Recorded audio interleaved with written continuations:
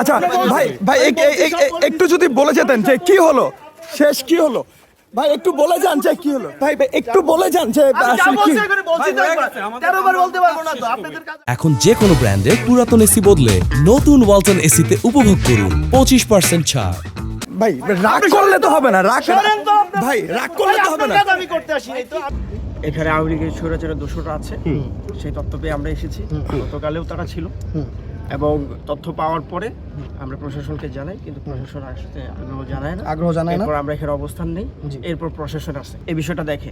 এখন আমাদের দাবি পূরণ হয়েছে, প্রশাসন এসেছে, এখন প্রশাসনের বাকিটা কাজ আমাদের আর কোনো কাজ। এখন আপনি প্রশাসনকে জিজ্ঞাসা করেন দোতলা কেন এখনো সম্ভবত তানভীর ইমাম ওখানে আছে, অভিযান চলবে, সেখান থেকে আপনারা আপডেট পেয়ে যাবেন। ওখানে তো ফল আমরা মনে করেন যে প্রশাসনের কাছে হেল্প চাইছি, আমরা আপাতত ঠিক আছে, আর্মির কাছে হেল্প চাইছি, বাট ওনারা আমাদেরকে ফার্স্টে হেল্প করে নাই। তারপর মানে আমরা আপনাদেরকে নিয়ে আমরা তারপর কাজটা করছি, ঠিক আছে, আপনাদেরকে তো ছাড়া করি না আমরা।